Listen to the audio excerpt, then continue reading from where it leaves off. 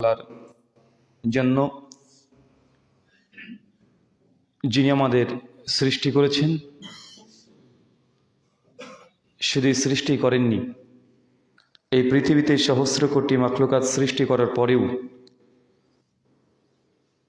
যিনি আমাদের ইমানের পেয়ালা দিয়ে তৃপ্ত করেছেন, সেই মহান সত্তা আল্লাহ সুবহানাহু ওয়া তাআলার সংক্ষিপ্ত শুকরিয়া সুজুদ আদায় করি তার নিজেরই শেখানো ভাষা দিয়ে। সকলে এক বাক্যে পড়ি আলহামদুলিল্লাহ। সম্মানিত সুধী, আজকের এই ইসলামী হালাকা তথা আজকে মূলত কোনো ওয়াজ বা মাহফিলের ময়দান নয়। আজকে জুমার দিন, জুমার খুতবাও শুনেছেন। আজকে আমরা এখানে একত্রিত হয়েছি শুধুমাত্র দিন ইসলাম এটা জানা এবং অপরকে জানানোর জন্য, জাস্ট একটা ক্লাসের মতো। খুব লম্বা আলোচনা হবে এমনটা নয়। যে কথাগুলো আপনি শিখবেন, এই কথাগুলো দায়িত্বের সঙ্গে অপর মানুষের কাছে পৌঁছে দেওয়া, এটা প্রত্যেকটা বিশ্বাসী তথা মুসলিম মুমিনদের বৈশিষ্ট্য। আল্লাহ নবী আলাইহিসসালাম যখন বিদায় হজ্জের ভাষণ দিয়েছিলেন, দেওয়ার পরে সাহাবীদের কাছ থেকে তিনি সাক্ষ্য নিয়েছিলেন যে কথাগুলো তোমরা শুনলে আজকে, যারা শুনে নাই তাদের কাছে পৌঁছিয়ে দেবে। এবং বিদায় হজ্জের পরেই এই মুসলিম যতজন সাহাবীরা ছিলেন, তাই দায়িত্ব সহকারে বিশ্বের বিভিন্ন জায়গাতে তারা চলে গেছেন ইসলামের দাওয়াত নিয়ে।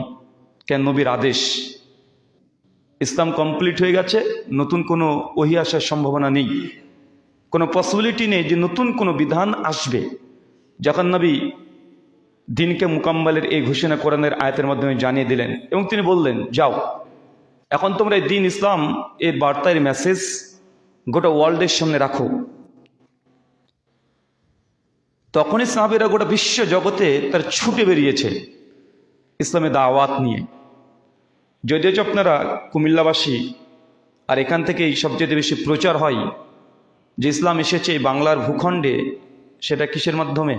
পীর ফকিরের মাধ্যমে। তাই বলা হয় না পীর ফকির ইসলাম নিয়ে এসেছে? এটা মিথ্যা কথা। সাহাবীদের মাধ্যমেই এই ভূখণ্ডগুলোতে তারা চষে বেরিয়েছেন। এই বাংলার ভূখণ্ডে সাহাবীদের যুগে ইসলাম চলে এসেছে, আর তারা নবীর এই দায়িত্ব পালন করেছিলেন। এক একজন এক এক দিকে চলে গেছে। কে গেছে মিশরকে ভেদ করে ইউরোপ কান্ট্রির সাইডে, কেউ চলে এসেছে আমাদের ভারত, বাংলাদেশ, পাকিস্তান এই অঞ্চলগুলোতে। এক একজন এক এক জায়গাতে চলে গেছে। স্পেন, এই দেশগুলোতে চলে গেছে বিজনেসের সোর্সে, দাওয়াতের উদ্দেশ্যে। কুমিল্লার ময়নাবতী একটা জায়গা আছে না? জি, আমরা ইতিহাসে পড়েছি, ইন্ডিয়ান হিস্ট্রি। তো ওখানে দেখা যায় যে বৌদ্ধ বিহার বলতে কি বোঝায়? বৌদ্ধদের মন্দির হয় না, হিন্দুদের মন্দির হয়। বৌদ্ধরা যেহেতু সেই সময়কার বৌদ্ধরা কোনো ঈশ্বরের অস্তিত্বে বিশ্বাস করতো না। এখন বৌদ্ধদের মধ্যে দুটো গ্রুপ আছে, একটা মহাযান, একটা হিনযান। যারা মহাযান তারা এখন ঈশ্বরে বিশ্বাস করে, কিন্তু যারা হিনযান বৌদ্ধ তারা কখনো গডের কনসেপ্টে বিশ্বাস করে না। তো তাদের ওগুলো মন্দির না, এগুলো বিহার। ওখানে শুধু পড়াশোনা, পাঠ করানো হতো, শিক্ষা দেওয়া হতো। তো ময়নাবতীতে আপনারা জানেন যে বৌদ্ধ যে বিহার ছিল, ওখানে অনেকগুলো ইসলামী সৌধ পাওয়া যায়, যার হিসাব করলে দেখা যায় প্রায় ওই 700-800 দিকে, 789 খ্রিস্টাব্দের দিকে। তার মানে আল্লাহ রসুল দুনিয়া থেকে চলে যাওয়ার কিছুদিন পরেই বাংলার ভূখণ্ডে এই কুমিল্লার মতো জায়গাতেও ইসলামী নিশানাগুলো পাওয়া যাচ্ছে। আর এটা যে আসমান থেকে চলে এসেছে এমনটা নয়, নিঃসন্দেহে আরব থেকে কেউ এই জায়গাতে এসেছে, ঘোরাঘুরি করেছে, যে সোর্সেই হোক, এসে এই অঞ্চলগুলোতে তারা চলাচল করেছে। তার জন্যই ওই আরবিতে লেখা লা ইলাহা ইল্লাল্লাহ, এই পয়সাগুলো, দিনার দিরহাম, এগুলোকে পাওয়া গিয়েছে। তাহলে কি বুঝলাম? পীর সাহেব নিয়ে এসেছে? এটা কোনো কারামত নয়, তারা সরাসরি এসেছে বাংলার ভূখণ্ড। আর এর জ্বলন্ত দৃষ্টান্ত পাওয়া যায় মূলত আরবদের সঙ্গে বারে সাগির মানে ভারত, বাংলাদেশ, পাকিস্তান, এ উপমহাদেশ, সাবকন্টিনেন্ট, এগুলো আগে থেকে সম্পর্ক ছিল এবং গভীর সম্পর্ক। যখন নবী নবুয়ত পাননি তার আগে থেকেই আরবরা আমাদের এই অঞ্চলগুলোতে আসতো কি করতে? ব্যবসা করতে, বিজনেসের জন্য আসতো। আমাদের এই ভারতবর্ষ মানে এখন বাংলাদেশকেও বলছি, কেন? এটা 47-এর আগের ইতিহাস। আর 47-এর আগে মানে কি? বাংলাদেশও ভারত, বাংলাদেশ কি তখন ভারতের অন্তর্ভুক্ত। 47-এ তো দেশ ভাগ হয়েছে, আর 71-এ বাংলাদেশ আবার দুই ভাগে হয়ে বাংলাদেশ পাকিস্তান হয়েছে। তো যখন আমরা ইতিহাসের কথা বলি তখন বাংলাদেশের ইতিহাস মানে ভারতের ইতিহাস, ভারতের ইতিহাস মানে বাংলাদেশের ইতিহাস। তো যখন ভারত বলছি মনে করেন না ওই ভারত মানে আমি যেখান থেকে এসেছি, এই ভারত মানে এখন বাংলাদেশ। কেন? এটা দেশ ভাগের আগের কথা বলছি।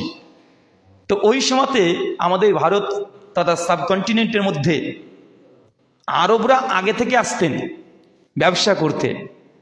আর আমাদের এই সাবকন্টিনেন্টের বিশেষ করে কিছু জিনিস খুব বিখ্যাত, যেটা গোটা বিশ্বে পাওয়া যায় না। তার মধ্যে একটা 5 মশলা, ওটাকে কি বলেন? মাংসতে দেন লঙ্কা থাকে, লং থাকে, এলাচ থাকে, কি বলেন? গরম মশালা, মানে গরম মশালা নামও সে গরম গরম ভাব। তো এটা গোটা বিশ্ব জগতে বিখ্যাত, গোটা বিশ্বে, এবং আরবদের কাছে খুব নাম আছে। সে বুখারী হাদিস নম্বর 4315, 18, 22, কমপক্ষে 6 বার হাদিসটা এসেছে। আল্লাহ নবীর কাছে একজন সাহাবী এসে বলছে, ইয়া রাসূলুল্লাহ, আমার পায়ে প্রচণ্ড ব্যথা হচ্ছে, কিছু পরামর্শ দিন।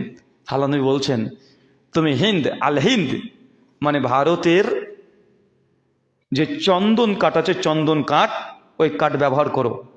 নিঃসন্দেহে চন্দন কাঠের মধ্যে কিছু হাদিস 7খানা, কিছুতে 8টা রোগের মেডিসিন আছে। নবী তিনি সেই সময় বলছেন হিন্দের কথা, যে ভারত এই উপমহাদেশ সাবকন্টিনেন্ট বারে সাগিরের চন্দন কাঠ ব্যবহার করো, নিঃসন্দেহে 7টা রোগের প্রতিষেধক এই এক চন্দন কাঠ। আর এমনি ইন্ডিয়ান হিস্ট্রি যদি দেখা যায়, ইসলামিক হিস্ট্রি না, ইন্ডিয়ান হিস্ট্রি যা লিখেছেন, তারা এটা স্বীকার করেছে অনেক ক্ষেত্রেই,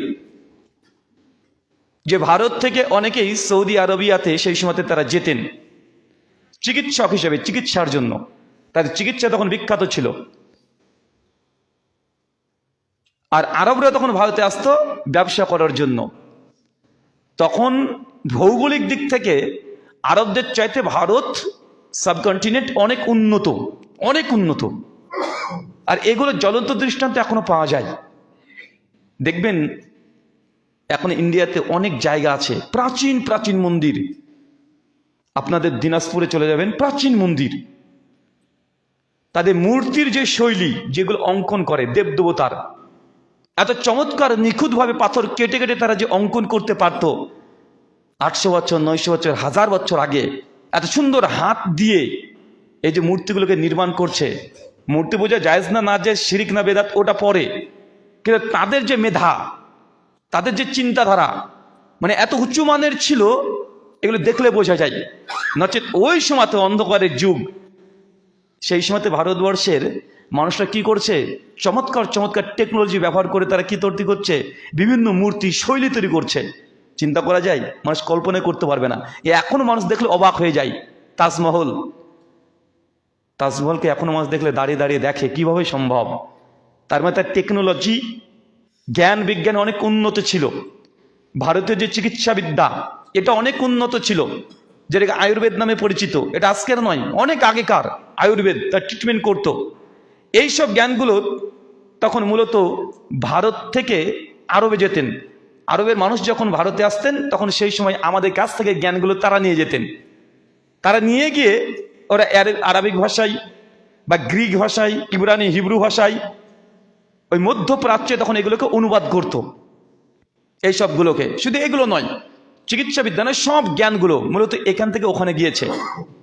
কিন্তু যখন আল্লাহ সাল্লামের পক্ষ থেকে ওহী অবতীর্ণ হতে শুরু করে দিল, তখন মানুষের জ্ঞান আর ওহীর জ্ঞান পার্থক্য আছে না নাই?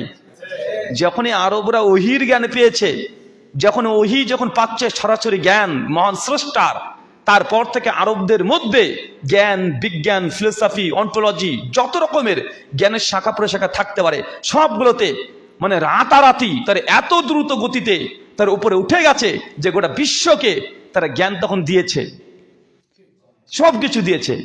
কিন্তু প্রাথমিক পর্যায়ে কি ছিল? কোনো অধিকার তারা কোনোদিন কাউকে দেয়নি। শুধুমাত্র দেখবেন যে সাহাবীদের মধ্যেও দেখা যায়, মানে ইসলাম কবুল করার কিছুদিন পর, যখন ইসলাম কমপ্লিট হয়নি তার আগে কিছুদিন আগে, সেই সময়তে একটা ঘোড়া নিয়ে 50-60 বছর ধরে যুদ্ধ করেছে। মানে একটা ঘোড়ার জন্য, মানে একটা ঘোড়া, এটা আমার না তোর, এই নিয়ে মারামারি 50-60 বছর তারা মারামারি করছে একটা ঘোড়া নিয়ে, ঘোড়ার একটা চাবুক নিয়ে। এরকম ইতিহাস পাওয়া যায় আরবের। যখন ওহি আল্লাহর পক্ষ থেকে জ্ঞান যখন আসেনি তার আগেকার ইতিহাস, সামান্য সামান্য জিনিস বংশ নিয়ে দিনের পর দিন মারামারি করেছে, গৌরব অহংকার করেছে। বিভিন্ন রকমের মধ্যে তাদের মধ্যে জাহালাত, মূর্খতা, অজ্ঞতা, বর্বরতা, এগুলো তাদের মধ্যে বিদ্যমান ছিল। আল্লাহ সুবহানাহু ওয়া তাআলা ওহির জ্ঞান দেওয়ার পরে আরব জাতিকে আল্লাহ সুবহানাহু ওয়া তাআলা জ্ঞান, বিজ্ঞান, প্রযুক্তি সব দিক দিয়ে আস্তে আস্তে উন্নত হতে শুরু করে দিয়েছে। আধুনিক যুগে যত রকমের জ্ঞান চর্চা হয়, যত রকমের জ্ঞান যে ফ্যাকাল্টিরই হোক, সেটা বিজ্ঞানের শাখা হোক, জীবন বিজ্ঞান হোক, পদার্থবিদ্যা হোক, অ্যাস্ট্রোনমি, অ্যাস্ট্রোলজি, ফিজিক্স, কেমিস্ট্রি, যা বলেন, ম্যাথামেটিক্স, এই সূত্রপাত সেই সময়তে মুসলমানরা করে গেছে, সেই সময় তারা সূত্রগুলো দিয়ে গেছে। আর এখন ওয়েস্টার্ন, পশ্চিমা বিশ্ব ওই জ্ঞানগুলোকে নিয়েই তার এটাকে মডিফাই করেছে, রংচং মাখিয়েছে, মাখিয়ে বিশ্বের সামনে এখন প্রকাশ করছে। কিন্তু সূত্র কারা নিয়ে এসেছে? মুসলমানদের কাছে সূত্র এসেছে। গোটা বিশ্ব জগতে পশ্চিমা বিশ্ব তারা ধর্মকে এখন বা দিকে সরিয়ে দিয়েছে না? ধর্মের প্রয়োজন নেই। ধর্মের পরিবর্তে তারা কিছু কনসেপ্ট নিয়ে এসেছে দুনিয়াতে। কি কনসেপ্ট? হিউম্যানিজম। যে মানুষ, একজন মানুষের উপকার করবে, এটাই বেস্ট। এখন ঈশ্বরকে তারা পুরোটাই বাদ দিয়ে দিয়েছে, আধ্যাত্মিক কনসেপ্টটাকে পুরোটাই বাদ দিয়ে দিয়েছে। এবং আমাদের মধ্যেও দেখবেন কিভাবে এই কনসেপ্ট আপনার ছেলের মধ্যেও ঢুকে গেছে। যখন দেখবেন মাঝে মধ্যে বলছে, আরে ধর্ম আবার কি? আরে মানুষ মানুষকে ভালোবাসবে, মানুষ মানুষের সহযোগিতা করবে, এর চেয়ে থেকে বড় ধর্ম হতে পারে? সবার উপর মনুষ্যত্ব, তাহার উপর নাই, একথা বলে কি বলে না?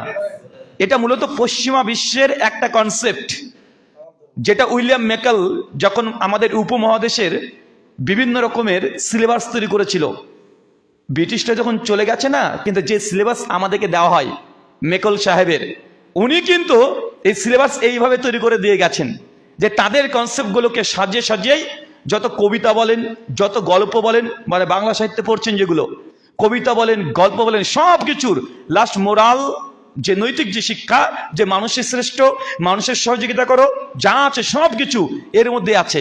মানে আমাদেরকে বোঝানোর চেষ্টা করছে লা ইলাহা ইল্লাল্লাহ, এর যে আমাদের একটা কনসেপ্ট যে কোনো কিছু নেই, কোনো মাবুদ নেই ইল্লাল্লাহ, শুধুমাত্র এক সত্য আল্লাহ ছাড়া। আর তারা কি শিক্ষা দিচ্ছে? তারা আমাদেরকে বোঝানোর চেষ্টা করছে লা ইলাহা ইল্লাল ইনসান, কোনো উপাস্য নেই, শুধুমাত্র ইনসান, মানুষ মানুষের সহযোগিতা করবে, এটা হচ্ছে তাদের কালেমা। এটা কাদের কালেমা? এটা তাদের কালেমা। ভেতর ভেতর কি হয় যে আমাদের ভেতরটার ইমানটাকে ধ্বংস হয়েছে, তাদের কালেমায় এসে আমাদেরকে বলছে যে লা ইলাহা ইল্লাল্লাহ, এটা আমাদের কালেমা। তাদের কালেমা কি? তা লা ইলাহাকে স্বীকার করে নিয়েছে, কোনো উপাস্য নেই। কিন্তু আমরা যখন বলছি ইল্লাল্লাহ, তবে এক সত্য মাবুদ আল্লাহ ছাড়া, ওরা এই জায়গাতে বসে দিয়েছে ইল্লাল ইনসান, শুধুমাত্র মানুষ মানুষের জন্য পৃথিবীতে আছে, তুই মানুষ মানুষের জন্য সহযোগিতা করবে। তাদের কনসেপ্ট হচ্ছে গোটা বিশ্ব জগতে এইটা। আর এটা আধুনিকরণ হয়েছে, চলছে। কিভাবে যে আমাদের পরিবার, সন্তান, ছেলে মেয়ে সবার ভিতর চলে আসবে আপনি কল্পনা করতে পারবেন না। কেন? সিলেবাস, শিক্ষা ব্যবস্থা, গোটা আন্তর্জাতিক মিডিয়া, পেপার, পত্রিকা, সব জায়গাতে এটা কমন হয়ে গেছে। এর জন্য ধর্মটাকে আবার তারা আস্তে আস্তে বাদ দিতে চেষ্টা করছে। এরও কারণ আছে। এর কারণ হচ্ছে খ্রিস্টানদের যদি ইতিহাস পড়া যায়, খ্রিস্টানরা যখন ইউরোপ কান্ট্রিগুলোতে রাজত্ব করছে, আগে কিন্তু নেতা মন্ত্রী ছিল না, এই ডেমোক্রেসি, গণতন্ত্র এগুলো ছিল না। তাই রাষ্ট্র কারা চালাতো? ধর্মীয় নেতারা। কারা? ধর্মীয় নেতা। যারা মুসলমানদের খেলাফতের ইতিহাস পড়েছেন, ধর্মীয় নেতা, ধর্মের মাধ্যমে তার রাষ্ট্র চালাতো। তো মূলত সৌদি কান্ট্রিগুলো এরা ধর্মের সাহায্যে তারা রাষ্ট্র চালাতো, গ্রাম চালাতো, সমাজ চালাতো। আর এই ভারত উপমহাদেশগুলো এরা হিন্দুত্ব এবং বৌদ্ধিস্ট, তারা ধর্মের আলোকেই এই রাষ্ট্রগুলোকে চালাতো। আর ইউরোপ কান্ট্রিগুলো ওগুলো চালাতো হচ্ছে পোপ, খ্রিশ্চানরা। কারা? খ্রিশ্চান পাদ্রি, ক্যাথলিক চার্চ, ভ্যাটিকান সিটি, এগুলো তারা চালাতো। তো একটা পর্যায়ে ছিল যেই সময়তে পোপের কথা গোটা বিশ্ব জগতে একটা আসার হতো, ইফেক্ট পড়তো। পোপরা যা বলতো মানুষ তাই বিশ্বাস করে নিত। সেই সময় খ্রিশ্চানদের কোরআন মাজিদ দেখেন না, ইত্তাখিযু আহবারাহুম ওয়া রুহবানাহুম, এই আয়াতের ব্যাখ্যা কি? যে খ্রিশ্চানরা তাদের পোপ যারা আছে, ধর্মগুরু যারা আহবার এবং রুহবান। আহবার কারা? রুহবান কারা? আহবার হচ্ছে যারা জ্ঞানী পণ্ডিত, রুহবান যারা সুফি কোয়ালিটির মানুষ। এরা হচ্ছে মানুষকে কি করে? মানুষ এদের ইবাদত করে। যখন আবি হাতিম এসে বলছে, ইয়া রাসূলুল্লাহ, আমি তো খ্রিস্টান ছিলাম, এখনো খ্রিস্টান, গলায় ক্রুশের চিহ্ন নিয়ে চলে এসেছে। সুনান তিরমিজি কিতাবুত তাফসীর হাদিস নাম্বার 3095 এই আয়াতের ব্যাখ্যা মজুদ আছে। বলছে আমরা তো আমাদের পোপ পাদ্রী যারা আছে, ধর্মগুরু, তাদেরকে তো আমরা রব মানি না, কিন্তু কোরআন বলছে তাকে রব হিসেবে গ্রহণ করে নিয়েছে, আমরা তো গ্রহণ করি না। অত কোরআন এটা মিস্টেক আমাদের আকীদা বিশ্বাস সম্পর্কে। হাতিম তাইর গল্প শোনেন না? উনি এসে বলছেন, উনি কোনো মানে অলৌকিক কোনো কাহিনী না, ইনি একজন পার্সন, একজন ব্যক্তি। তিনি যখন এসে এই কথা বলেছেন, আল্লাহ নবী তখন তাকে প্রশ্ন করলেন, তোমাদের পাদ্রীরা, ধর্মগুরুরা যখন কোনো জিনিসকে হালাল বলে তোমরা কি মেনে নাও? বলছে জি মেনে নিই। আচ্ছা, কোনো জিনিস যখন হারাম বলে তখন কি তোমরা মেনে নাও? জি মেনে নিই। বলছে এটা হচ্ছে রব হিসেবে গ্রহণ করে নেওয়া। কারণ কোনটা হালাল কোনটা হারাম এটা করার মালিক একমাত্র আল্লাহ। কে? একমাত্র আল্লাহ। সূরা নাহাল 116 নম্বর আয়াত। একমাত্র আল্লাহ করতে পারে। কিন্তু কোনো মানুষ যদি দলিলবিহীন, দলিল ছাড়া কোনো জিনিসকে হালাল ফতোয়া দিয়ে দিল অথবা হারাম ফতোয়া দিয়ে দিচ্ছে, এটা পরোক্ষভাবে রব হিসেবে গ্রহণ করে নেওয়া। তো ইউরোপ কান্ট্রিগুলো যখন খ্রিশ্চানরা ক্ষমতায় ছিল, রোমানরা ছিল, তাদের সেই ক্ষমতা নিয়েছে কারা? খ্রিশ্চানরা। তারা সেই সময়তে তাদের জনগণকে বাইবেল পড়তেও দিত না। কারো বাড়িতে যদি বাইবেল পাওয়া যেত তাকে হত্যা করে দিত। ভারতেও তাই, কেউ যদি বেদ পড়তো তাকে হত্যা করে দিত। বেদ তখন ধর্মশাস্ত্র পড়তে দিত না। খ্রিস্টানদের একই অবস্থা, ভারতবর্ষ হিন্দুদের একই অবস্থা। পৃথিবীর মূলত 3টে সভ্যতা নিয়ে গোটা বিশ্ব জগতে ছড়িয়ে গেছে। একটা ইউরোপ কান্ট্রি, ওদের একটা ফিলোসফি, আরবদের একটা, আর ভারতবর্ষের একটা। ভারতবর্ষের পুরোটাই প্যাগানিজম, পুরোটাই মূর্তি পূজারী, পৌত্তলিক। আরব যেহেতু দুই দিক থেকে আসছে, ইউরোপ থেকে আসছে জ্ঞান, ভারত থেকে যাচ্ছে, তাই ওদের মধ্যে দুই জিনিসই পাওয়া যেত। কোরআন মাজিদ যখন পড়বেন তখন বারবার এগুলোই পাবেন। মানে আমরা শুধু ব্যাকগ্রাউন্ডে না জেনে যখন কোরআন মাজিদ পড়ি তখন বুঝতে পারি না, কিন্তু মূলত এগুলো এসেছে বিভিন্ন দেশের জ্ঞানগুলো জমা হওয়ার কারণে। তো সেই সময়তে যারা খ্রিস্টান ছিলেন, পাদ্রী, তারা প্রচার করে দিয়েছিলেন যদি স্বর্গে যেতে চাও তাহলে টিকিট কিনতে হবে। ইতিহাসে পড়েছেন আপনারা? মনে পড়েননি? বাংলাদেশের ইতিহাসে পড়ানো হয়? আমার জানা নেই, তবে আমাদের ইন্ডিয়ান হিস্ট্রিতে পড়ানো হয় এখনো। তো পোপ, ক্যাথলিক চার্চ সেই সময়তে তারা ফতোয়া দিয়েছিল যদি কেউ স্বর্গে যেতে চায় তাহলে ক্যাথলিক পাদ্রীর কাছ থেকে টিকিট লাগবে। আর এই টিকিট কি? দান। তখন বাইবেল থেকে বিভিন্ন ভার্স তারা পেশ করেছিল যে তোমার ইনকামের 10% দিয়ে দিতে হবে, ইনকামের সমস্ত কিছু দিয়ে দিতে হবে। বাইবেল থেকে কোট করতো যে জিজাস খ্রিস্ট তিনি নিজে বলেছে কারো পকেটে যদি 1 টাকা যদি থাকে তাহলে সে ব্যক্তি কখনো স্বর্গে যেতে পারবে না। উটের সূচের ছিদ্র দিয়ে উট প্রবেশ করা সম্ভব, কিন্তু ধনী ব্যক্তির স্বর্গে যাওয়া সম্ভব নয়। এখনো বাইবেলের মধ্যে লেখা আছে, gospel of look chapter 18 verse 18, 19 and 20, 3টে ভার্স জিজাস পরিষ্কার বলছে। একজন ইহুদি ব্যক্তি এসে বলছে যে প্রভু আমি স্বর্গে যেতে চাই, কি করতে হবে? তখন বলছে তোমার যা আছে সব দান করে দাও। বলছে আমি তো দান করি। বলছে তোমার পকেটের যদি শেষ পয়সাটাও যদি টিকে যায়, শেষ পয়সা সেটাও যদি টিকে যায়, ঈশ্বরের উদ্দেশ্যে না দান করেছো, তা তুমি কখনো স্বর্গে যেতে পারবে না। সূচের ছিদ্র দিয়ে উট প্রবেশ করা সম্ভব, কেউ ধনী ব্যক্তির স্বর্গে যাওয়া সম্ভব নয়। তখন বাইবেলের এই একটা মেটাফরিক্যালি, এটা আক্ষরিক অর্থে এই শিক্ষা দিচ্ছে না, কিন্তু এটাকে লিটারাল মিনিং ধরে ডাইরেক্ট কোনো মেটাফরিক্যালি রূপক অর্থ না নিয়ে খ্রিস্টান পাদ্রীরা দলিল হিসেবে পেশ করছে যদি কেউ স্বর্গে যেতে চান যত টাকা পয়সা আছে, সম্পত্তি যা আছে সব চার্চের নামে দিয়ে দিতে হবে, ঈশ্বরের নামে দিয়ে দিতে হবে। নতুন একটা কনসেপ্ট নিয়ে এসেছে। মানুষ তখন স্বর্গে যাওয়ার জন্য যা সম্পত্তি, যা ধর্মভীরু, তারা সব চার্চের নামে করে দেয়, সব লিখে দেয়। তখন চার্চ গোটা বিশ্ব জগতের মধ্যে পাওয়ারে ক্ষমতায় 1 নম্বরে তারা চলে এসেছে। তখনই কিছু মানুষের উদ্ভব হয়, এই ধর্মদ্রোহিতা। যখন দেখছে না ধর্মের কারণে মানুষকে নিঃস্ব করে দিচ্ছে, আরে সম্পত্তি পর্যন্ত চার্চের আন্ডারে চলে যাচ্ছে। অন্য নেতা মন্ত্রী যখন উঠতো, যারা ক্ষমতায় কোনো ব্যক্তি উঠতো, তারা টিকতে পারতো না চার্চের প্রভাবেই, ধর্মীয় পণ্ডিতদের প্রভাবেই। পরবর্তী সময় তারাই তখন এই আন্দোলন শুরু করে দিল যে এটাগুলো ঠিক না। নেপোলিয়ন আসলেন, প্রোটেস্ট করলেন, তার জন্য প্রোটেস্ট্যান্ট খ্রিস্টান একটা দল তৈরি হয়ে গেছে। আস্তে আস্তে এগুলোকে রিকভারি করতে করতে করতে করতে করতে এখন পর্যায়ে চলে এসেছে কি, ধর্মটাকে পুরোটা বাদ দিয়ে দাও। ধর্মের সঙ্গে রাষ্ট্রের কোনো সম্পর্ক নেই। রাষ্ট্রকে পুরো ধর্মকে রাষ্ট্র থেকে বের করে দিয়েছে। কিন্তু আগেকার সিনারি কি ছিল? আগে ধর্মই ছিল, রাষ্ট্র ধর্মের বিরুদ্ধে কথা বলতে পারবে না। দেশ চালাবে শাসক, ক্ষমতায় পাওয়ার কি, কোনটা নৈতিক কোনটা অনৈতিক, কোনটা বৈধ কোনটা অবৈধ, আইন প্রণয়ন করবে সব ধর্মীয় নেতারা। কারা? ধর্মীয় নেতারা। মুসলমানদের ফতোয়া বোর্ড যেগুলো আছে, খ্রিস্টানদের বিভিন্ন রকমের ভ্যাটিকান সিটির মতো কেন্দ্রগুলো চার্চ, আর হিন্দুদের হচ্ছে ব্রাহ্মণরা। কারা? ব্রাহ্মণরা। তারা নৈতিক অনৈতিক সবকিছু ঠিক করতো। ব্রাহ্মণরা তখন ভারতবর্ষে বসে বই লিখছে, তারা যাজ্ঞবল্ক্য সংহিতা, মনুষ সংহিতা, পরাশর সংহিতা, বিভিন্ন সংহিতা। সংহিতা মানে কি? দণ্ডবিধি, আইন। মুসলমানরা ফিক রচনা করছে রাষ্ট্রকে চালানোর জন্য, হাজার হাজার ফেকার গ্রন্থ রচনা করা হচ্ছে। আর ইউরোপ কান্ট্রিগুলোতে চার্চ তখন তারা ফতোয়া জারি করছে।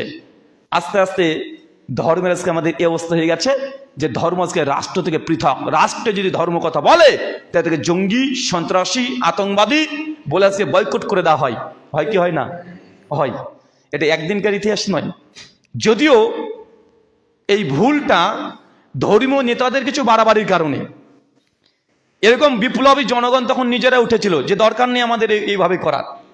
কিন্তু আজকে আমাদেরকে পুরোটাই বাতিল করে দিয়েছে কি দেয় নাই? দিয়েছে। ফাতিমা রাদিয়াল্লাহু তাআলা আনহা, নবীর কন্যা, তিনি একটি ঘটনা বলছেন। মুসনাদ আহমদে হাদিসটা আসছে, 23,184 নম্বর হাদিস। আল্লাহ নবী যখন তিনি আসছেন খন্দকের যুদ্ধের পর,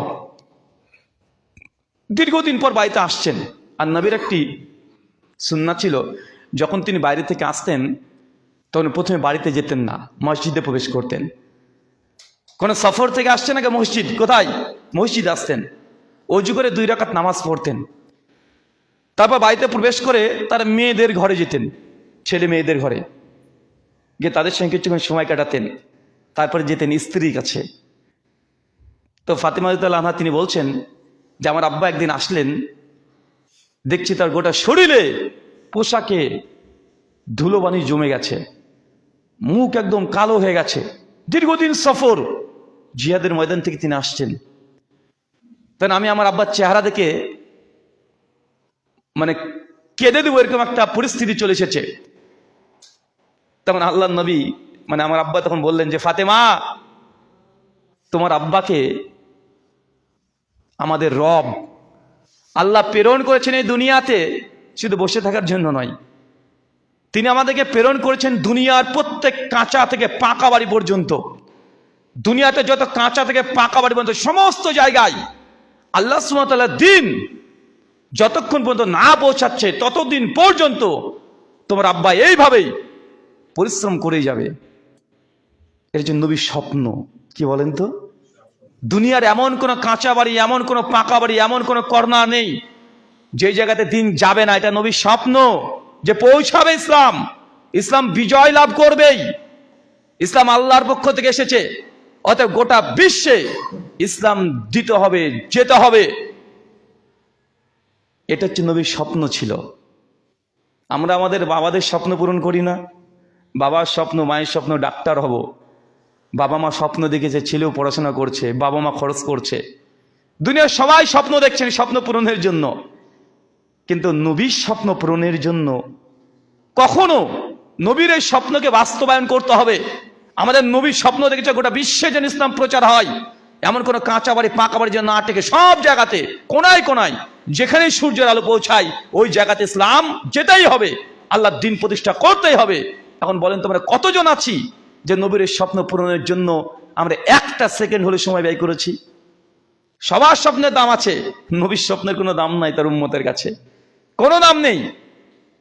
দুনিয়াটা মনে করছেন যে এসেছি, মৃত্যু হবে, চলে যাব। এই মাঝখানে 50-60টা বছর আপনি কঠোর পরিশ্রম করছেন নিজের স্বপ্ন পূরণের জন্য, নিজেকে সেটেলমেন্ট করার জন্য, নিজের সন্তানকে প্রতিষ্ঠা করার জন্য। বছরের পর বছর আমরা কোথায় যাচ্ছি? পূর্বাসে থাকছি। কেন? নিজের স্বপ্ন পূরণের জন্য, বাবার স্বপ্ন পূরণের জন্য। বাড়িতে ধার আছে, বাড়ি তৈরি করতে হবে, বোনের বিয়ে দিতে হবে, মা অসুস্থ, এই জন্য নিজের জীবনটাকে পুরো ইনভেস্ট করছেন, বিদেশে মুসাফির হিসেবে আছেন। স্বপ্ন পূরণ নিজের জন্য করছি। নবীর স্বপ্ন যে পূরণ করতে হবে, তিনি যে স্বপ্ন দেখলেন, এই স্বপ্ন মূল্য নেই। এই স্বপ্ন মূল্য কে দেবে? এই স্বপ্নের মূল্য আমাদের সবাইকে মিলে দিতে হবে। হুজুর আমি তো আলেম না, অত পড়াশোনাও জানি না, আমি কিভাবে নবীর স্বপ্নে পূরণ করব? এটা আমাদের সম্ভব হচ্ছে না। ভাইজান, আপনার ছোট্ট 4 বছরের ছেলে আছে, সকালবেলায় দেখবেন একসঙ্গে দুজন হাঁটতে হাঁটতে বাজারে চলে গেলেন, ব্যাগ ভর্তি বাজার, ব্যাগের একটা সাইড আপনি ধরেছেন আর একটা সাইড ছেলেকে দিয়েছেন, বাবা তুইও ধর। নিয়ে এসছেন দুজন, ভরটা পুরো আপনি বহন করছেন, আপনার হাতে আছে, ছেলের হাতে নেই। মানে ও জাস্ট ব্যাগের মানে হাতলটাকে ধরেছে। বাড়িতে এসে ছেলে তখন বলছে, মা আমি বাজার করে আনলাম, আমি নিজে বহন করে নিয়ে এসেছি। আসলে কি ছেলে বহন করেছে? না। কিন্তু এই কথা শুনে বাবা মা দুজনেই খুশি হয়ে যায়, আনন্দিত হয়ে যায়। সে কোনো সহযোগিতা করেনি, জাস্ট একটা হাতল ধরেছে। দিন প্রচারের ক্ষেত্রে, নবীর স্বপ্ন পূরণের ক্ষেত্রে আমাদের প্রত্যেককে কিছু পারি আর না পারি, ওই ছোট্ট সন্তানের মতো হাতটাকে ধরে রাখার চেষ্টা করতে হবে। আপনি পারবেন না এইভাবে আলোচনা রাখতে, পড়ার টাইম নেই, আপনি লেখক হতে পারেননি, আলোচক হতে পারেননি, আলেম হতে পারেননি, কিন্তু আল্লাহ আপনাকে বিজনেস দিয়েছে, ব্যবসা দিয়েছে, দিয়েছে কি দেয় নাই? ব্যবসা দিয়েছে, হালাল ইনকাম দিয়েছে। এই হালাল ইনকাম দিনের জন্য ব্যয় করেন কিছুটা হলেও। মাস শেষে ইলেকট্রিক বিল দিতে হয় না? দেন তো আপনারা। মাস শেষে গ্যাস যে ব্যবহার করছেন তার জন্য বিল দিতে হয় না? মাস শেষে ছেলে মেয়ে যে পড়ছে, স্বপ্ন পূরণ করার জন্য পড়াচ্ছেন, মাস শেষে প্রাইভেট স্কুল সব জায়গাতে টাকা পয়সা দিতে হয় না? প্রত্যেক মাসে আপনি পে করছেন কেন? আপনার স্বপ্ন পূরণের জন্য। তো নবীর স্বপ্ন পূরণের জন্য, দিন প্রচারের জন্য মাসে, প্রত্যেক মাসে দায়িত্ব নিয়ে দিন প্রচারের জন্য, দিন বিজয়ের জন্য কোন ইনভেস্ট আছে আপনার যে মাসে আমি 1000 টাকা এটা আলাদাভাবে রেখে দিই, যেমনভাবে ছেলের টিউশনি ফিজ আমি আলাদাভাবে রেখে দিতে বাধ্য, ছেলের স্বপ্ন পূরণ করার জন্য, দিনের বিজয়ের জন্য আপনি ইনভেস্ট করেন? কথা বলেন।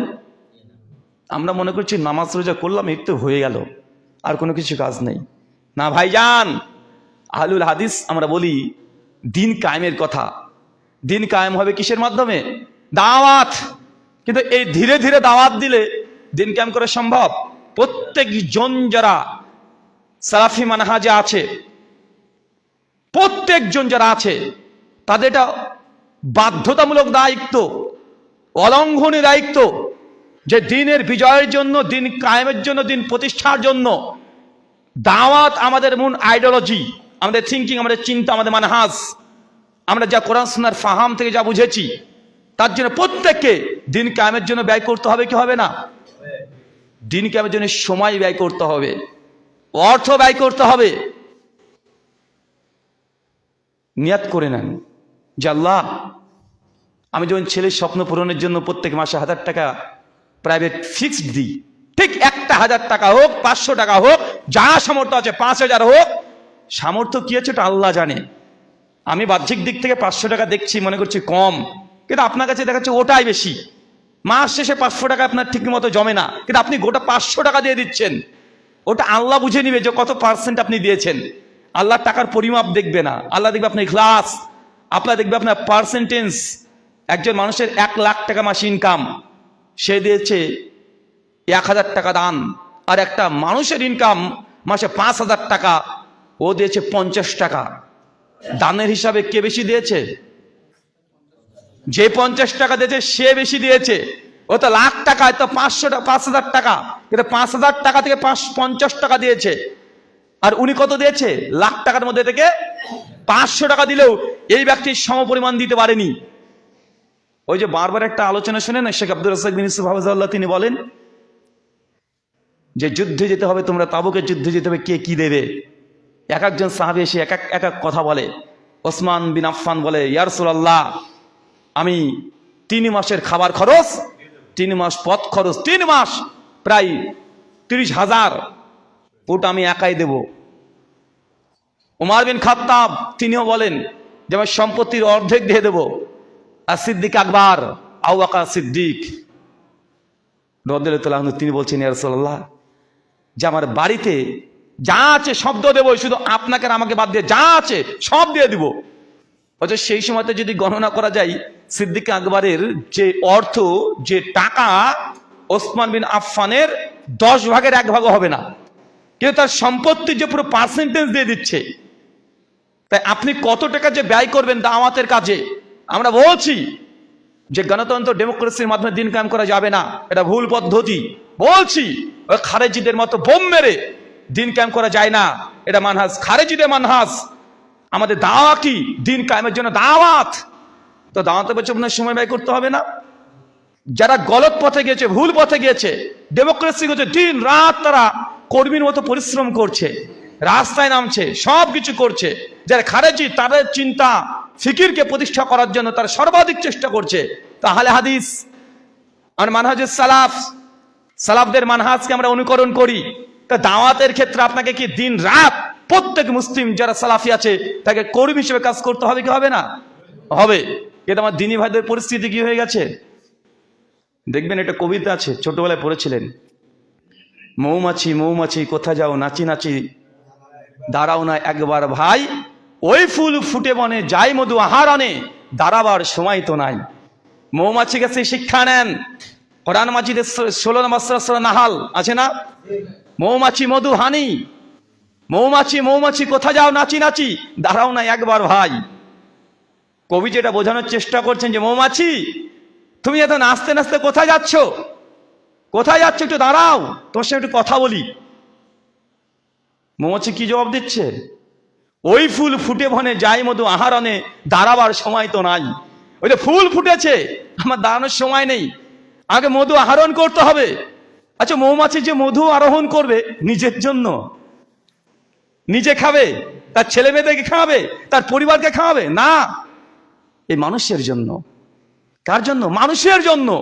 মৌমাছি যে শ্রম দেয়, কষ্ট দেয়, নিজের দায়িত্ব পালনে কোনো লঙ্ঘন করে না, দায়িত্বের উপরে নিবিড় অটল থাকে, নিরন্তর চেষ্টা চালিয়ে যায়, পরিশ্রম করে যায়, কষ্ট করে। কার জন্য? নিজের জন্য নয়, এই মানুষের জন্য। আহলে হাদিস যুবক তরুণদেরকে, প্রত্যেক সালাফি দিনী ভাইদেরকে, তাদেরকে মৌমাছির মতো হতে হবে। কিসের মতো? মৌমাছির জন্য, মৌমাছির মতো। মানে আপনি নিজে লাভের জন্য, নিজের জন্য নয়, উম্মতের খেদমতের জন্য করবেন, দিনের বিজয়ের জন্য করবেন, দিন কায়েমের জন্য করবেন। কিন্তু দুঃখজনক করে সত্য কথা, ফেসবুক যখন ঘাটাঘাটি করি, তখন এই সালাফি ভাইগুলোই মৌমাছি নয়, তারা মাছির ভূমিকা পালন করে। কিসের ভূমিকা? মাছি। মৌমাছি শুধুমাত্র সেই ফুলগুলোতে বসে যেখান থেকে উপকার হবে, কল্যাণকর হবে, মানুষকে কিছু দিয়ে যেতে পারবে। আর মাছির স্বভাব কি? মাছির স্বভাব ও সব জায়গাতে বসবে, নষ্ট করে দেবে। দোকানে খাবার রেখেছেন, ও গিয়ে ভন ভন করে ওই জায়গা থেকে বসবে, নোংরা পচা সব জায়গাতে। আমাদের সালাফি ভাইদের বর্তমান ফেসবুকে যা দেখি, সবসময় কোনো একজন শাইখের যদি টুটি পেয়ে যায়, এখানে বসছে, ওখানে যাচ্ছে, এখানে যাচ্ছে, সব রকম মাছির মতো দুর্গন্ধ ছড়াচ্ছে। এটাতে দিন প্রতিষ্ঠা হবে? এটা সালাফি মানহাজ, এটা সালাফদের ফাহাম, তাদের বুঝ। এটা সালাফদের ফাহাম নয়, সালাফদের মানহাজ এটা নয়।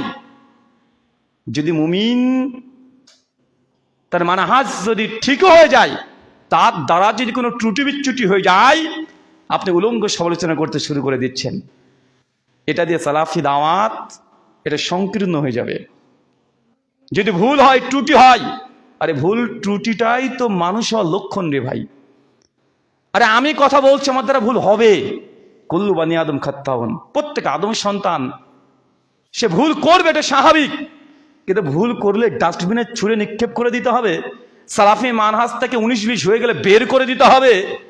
এটা কোথা থেকে যে চলে আসলো বাঙালি আমাদের সালাফি ভাইদের মধ্যে? কোথা থেকে যে চলে আসছে? একটু 19-20 হয়ে গেলে মানহাজ থেকে বের করে দিচ্ছে, আছে না নাই? এটা আলেম ওলামারা করছে না, অধিকাংশ ক্ষেত্রে ফেসবুকে আমরা যারা ফলো করি তাদের মধ্যে এরকম প্রবণতা আমরা দেখতে পাচ্ছি বেশি। এটা দিয়ে সালাফি মানহাজ অনেক সময়তে প্রশ্নবিদ্ধ হয়ে যায়, অনেক সময় প্রশ্নবিদ্ধ হয়ে যায়।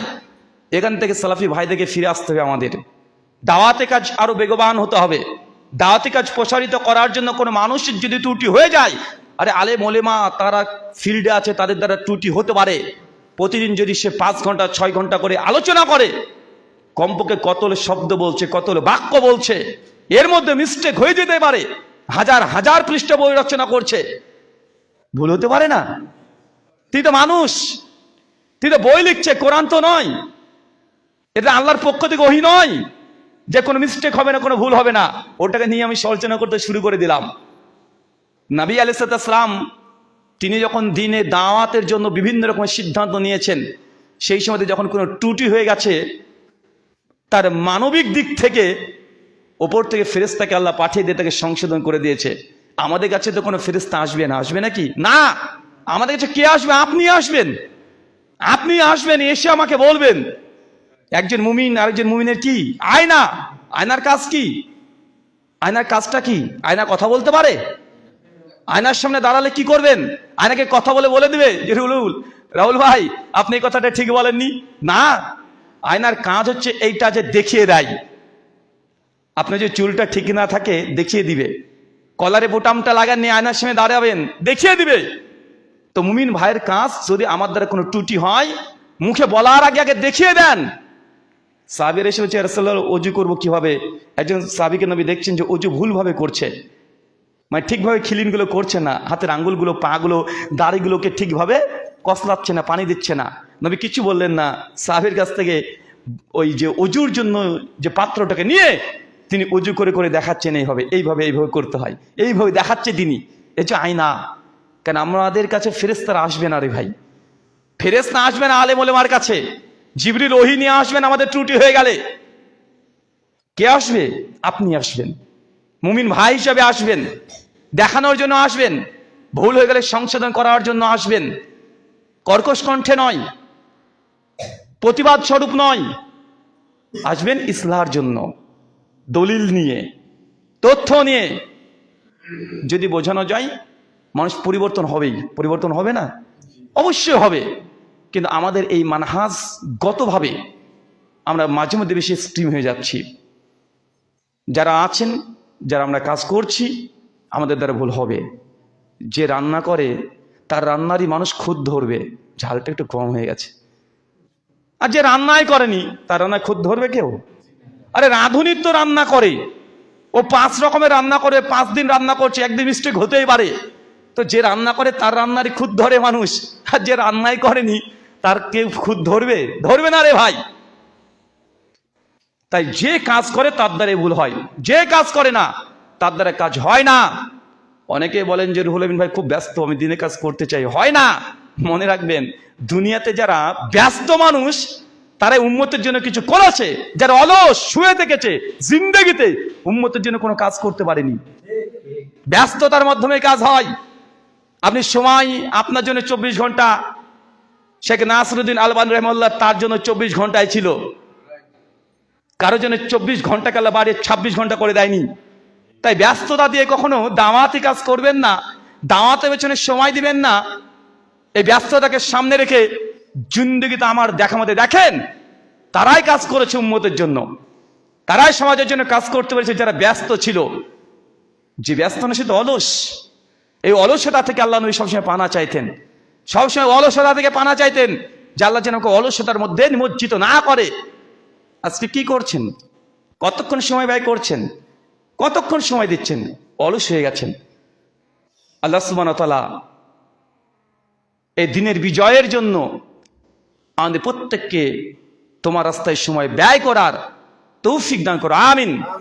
সম্মানিত সুধী, দিনের বিজয়ের জন্য প্রত্যেকে মানুষকে প্রত্যেক সেক্টর থেকে কাজ করতে হবে। অনেকে আবেগে প্রবণ হয়ে এসে বলে যে রুহুল আমিন ভাই, আমি দায়ী হতে চাই। আপনি জেনারেল লাইন থেকে এসেছেন, আলহামদুলিল্লাহ, আপনি অনেক জ্ঞান অর্জন করেছেন, তা আমিও চাই আমি এইভাবে 100% দাওয়াতি ময়দানে চলে আসতে চাই। ছেলেটা LLB পড়ছে, ইঞ্জিনিয়ারিং পড়ছে, সেই সময়তে হেদায়েত পেয়ে গেছে। হেদায়েত পেয়েই সমস্যা সে চিন্তা করছে যে আমিও দিনে দায়ী হব, আমিও দাওয়াতি কাজ করব, মানুষের কাছে ইসলাম, বিশুদ্ধ ইসলাম প্রচার করব, নাস্তিক যারা আছে, যারা অমুসলিম আছে, তাদের কাছে ইসলামিক কনসেপ্ট এটা জানাবো। তার এই আবেগ কিন্তু খারাপ নয়, এই আবেগের কুর্নিশ করতে হয়, এই আবেগটা অবশ্যই ভালো, কিন্তু এই আবেগের কারণে দুটো ভুল হয়ে যায়। এক, এই আবেগ আজকে যেটা আছে 2 বছর পরে না থাকতেও পারে। দেখবেন অনেক যুবকদেরকে দেখেছি, যখন নতুন নতুন যখন হেদায়েত পেয়েছে, সেই সময়তে হেদায়েত পাওয়ার পরেই একদম একটা লাইব্রেরি খুলে বসে পড়েছে। লাইব্রেরির নাম IRC, ইসলামিক রিসার্চ সেন্টার। দিন রাত লাইব্রেরিতে পড়ে আছে, মানে কাজ কাম সব বাদ, আব্বা মা কে বলে কিচ্ছু না, লাইব্রেরি সবসময় পড়ছেই। কিছু হয়েছে, একটা মাদ্রাসা খুলে বসে আছে, নতুন হেদায়েত পেয়েছে, চল একটা মাদ্রাসা করি। 4 জন বন্ধু মিলে 20,000 টাকা দিয়ে 80,000 টাকা হয়েছে, 1 লাখ টাকা হয়েছে, একটা ঘর নিয়েছে, এরকম 10-12টা ছেলেদেরকে নিয়ে মাদ্রাসা খুলে বসে আছে। আছে না? আছে। ফাউন্ডেশন খুলে বসে আছে, দাওয়া সেন্টার। এই যে আবেগ, এই আবেগকে আমরা কুর্নিশ করি। এরকম আবেগ, এরকম জজবা থাকা ভালো, কিন্তু 2 বছর 4 বছর পর দেখা যাচ্ছে মাদ্রাসাও নাই, আবার আবেগও নাই, আবার দাড়িটা বড় ছিল, ছোট হতে শুরু করে গেছে। এমন দেখেননি? দেখেছেন? এরকম অনেক ছিল, অনেক, শত শত। কিছু হলে রাহুল ভাই একটা লাইব্রেরি খুলবো, আপনাকে দাওয়াত দিলাম, আসবেন, উদ্বোধনী করবো আপনাকে দিয়ে। ভালো কথা, যাই। পরবর্তী সময় 2 বছর 3 বছর পরে দেখি যে নাই, ওই লোকও নাই, লাইব্রেরিও নাই, ওই কয়েকটা বই এখন ইঁদুরে খাচ্ছে। বাংলাদেশে খুঁজে দেখেন, শত শত এরকম পেয়ে যাবেন।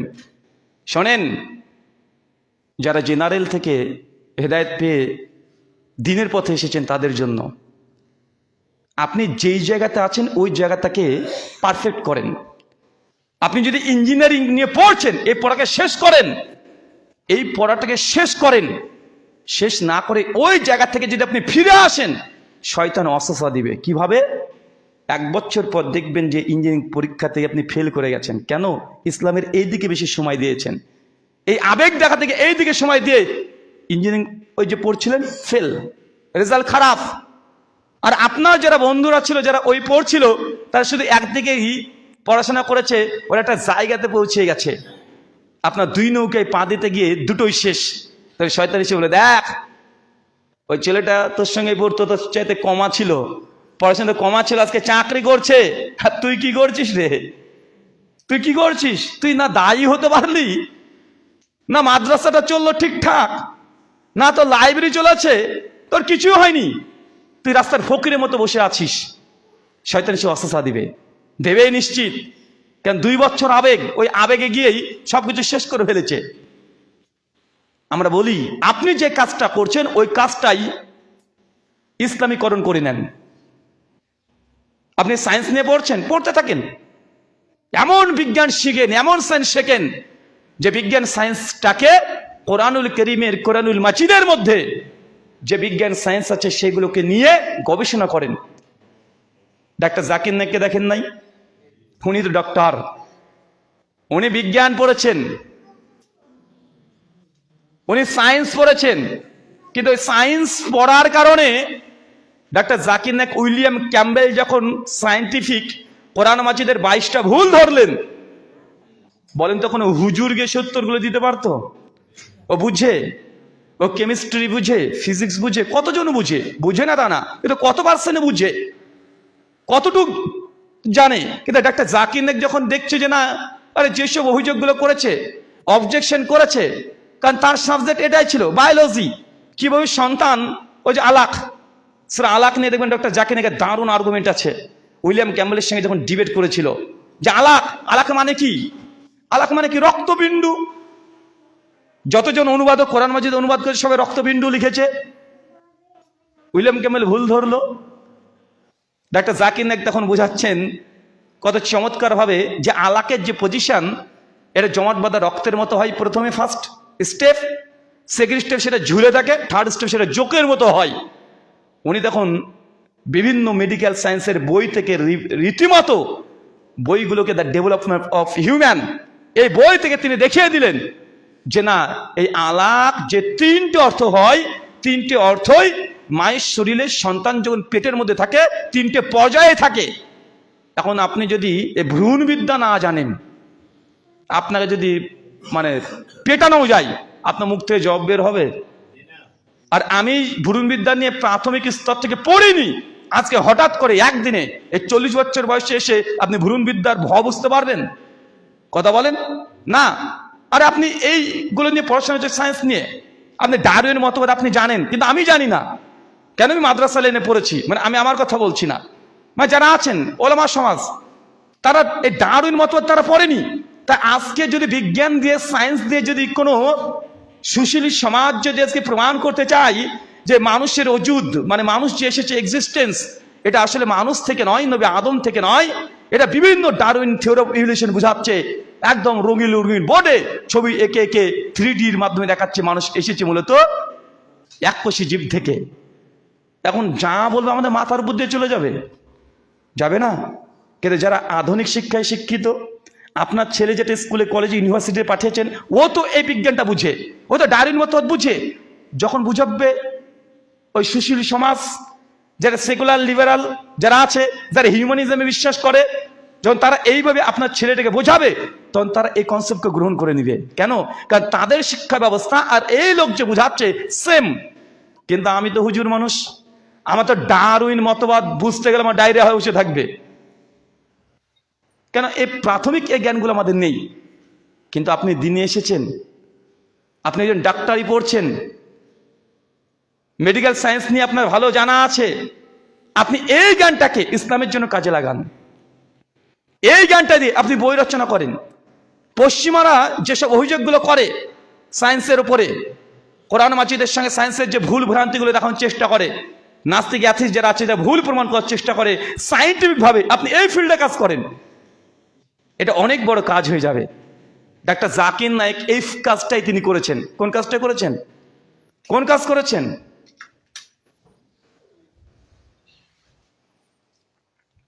ডাক্তার নায়েক এই কাজটাই করেছেন, যেটা আলেমরা করেনি, যেটা আলেমদের কাজও না। আমাদের আলেমদের কাজ কি? আমরা ফিক মানুষকে শেখাবো, আমল শেখাবো, আখলাক শেখাবো, মানহাজ শেখাবো, আমরা এই কাজগুলো শেখাবো। কিন্তু যেহেতু আমাদের এই ফিল্ডে আলেম সমাজের তেমন পড়াশোনা থাকে না, কারণ একজন আলেম হয়েছে মানে সমস্ত ফ্যাকাল্টিতেই তার অগাধ পাণ্ডিত্য থাকবে, ব্যাপারটা এমনটা নয়। ব্যতিক্রম 2-1 জন এরকম আলেম পৃথিবীতে এসেছিলেন, যেমন ইবনে কাইয়িম আজ-জাওজাই রাহিমাহুল্লাহ।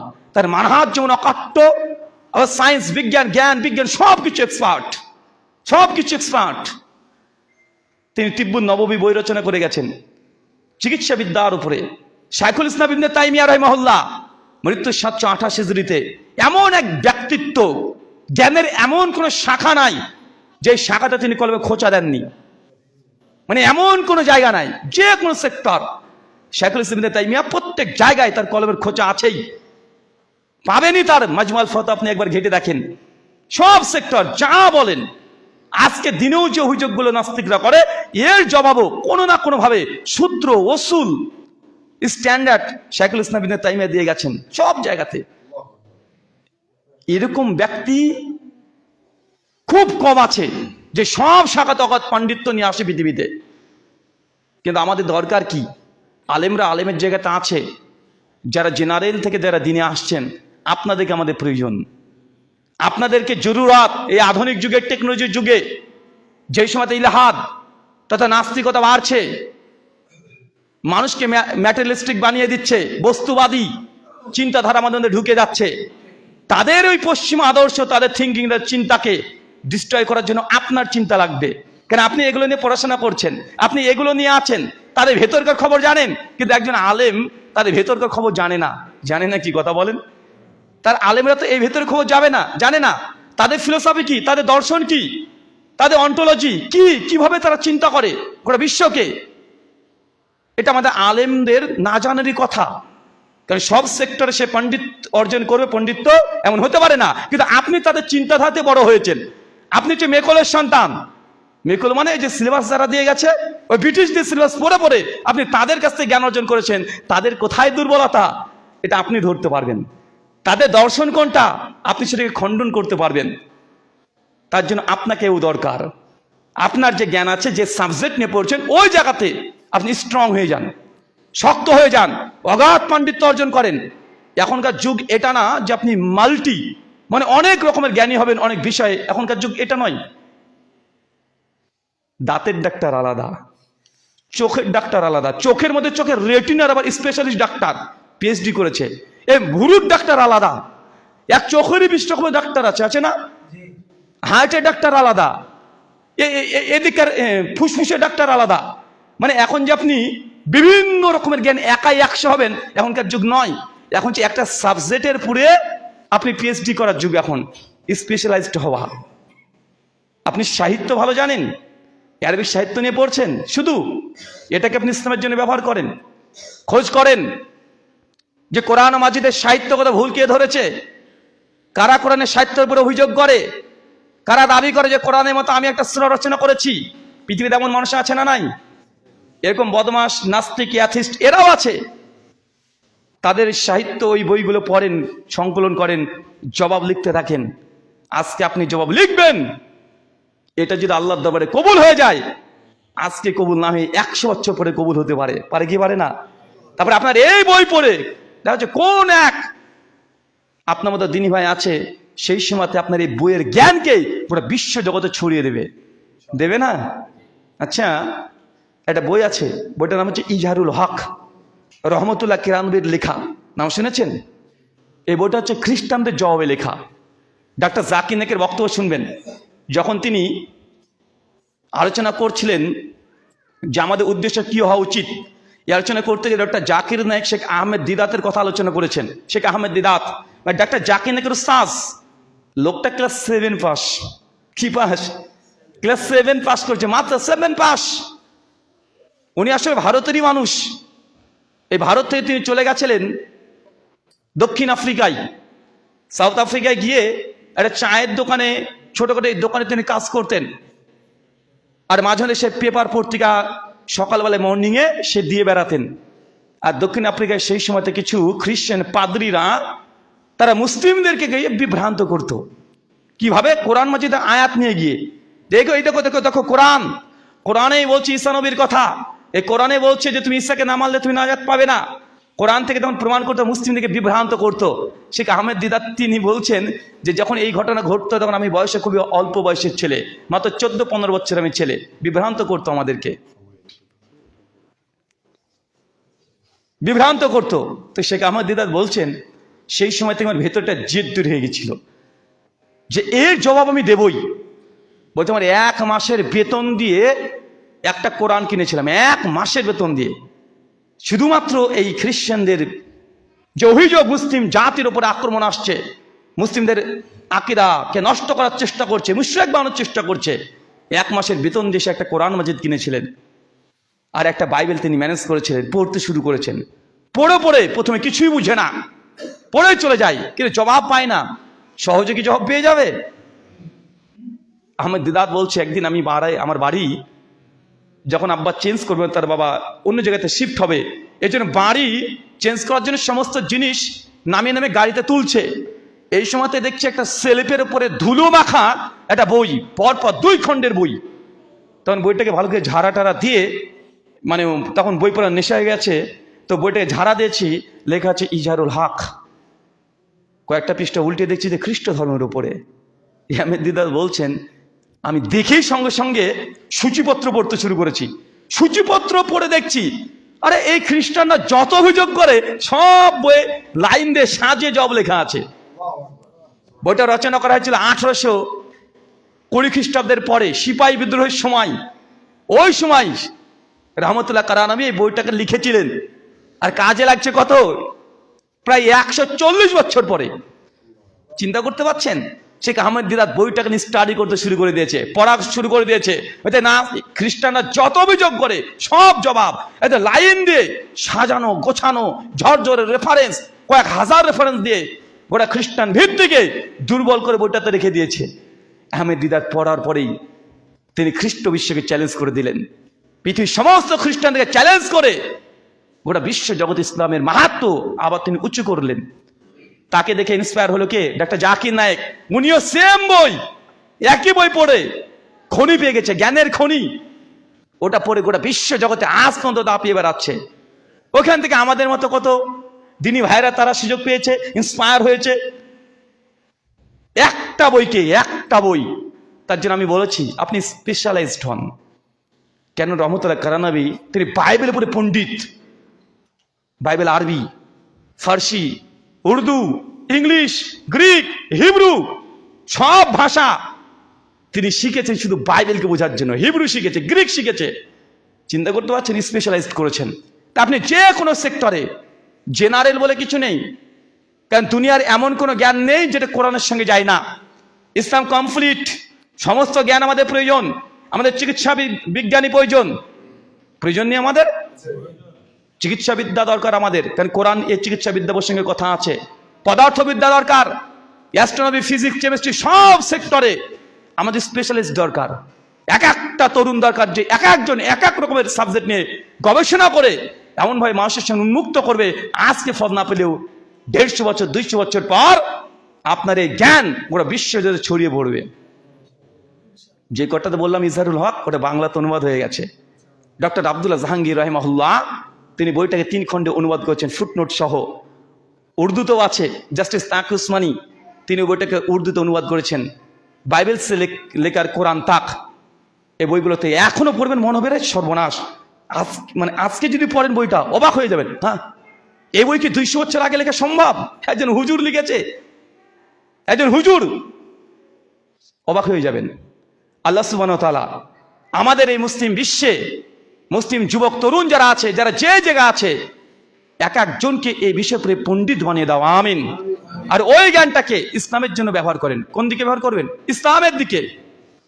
যাই হোক, আপনাদেরকে এতগুলো কথা বলার উদ্দেশ্য আমার এটাই, যে সালাফিদের যে মানহাজ, দিন কায়েমের যে চেষ্টা, যে প্রচেষ্টা, সেটা দাওয়াত। এই দাওয়াতের জন্য আপনাকে সময় ব্যয় করতে হবে, অর্থ ব্যয় করতে হবে, প্রয়োজন হলে রক্ত বিক্রি করতে হতে পারে।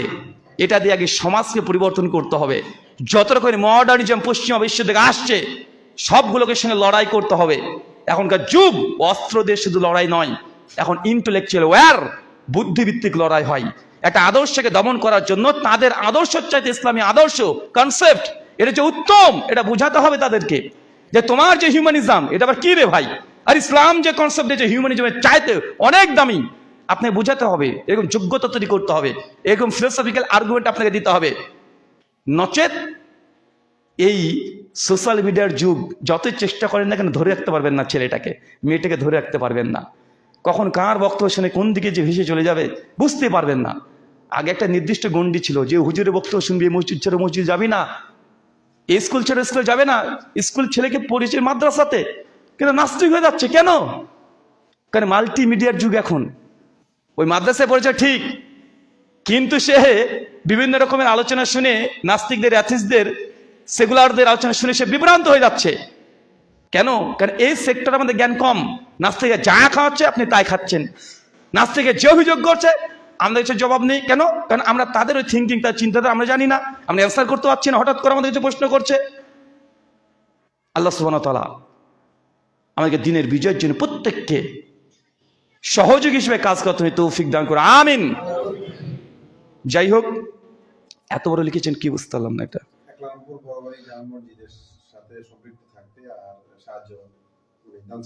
ও আচ্ছা, ভাই বলে দিয়েছেন আপনার অত্র যে মসজিদ এবং যত দাওয়াতের সেন্টার আছে, নতুন করে বলার প্রয়োজন নেই।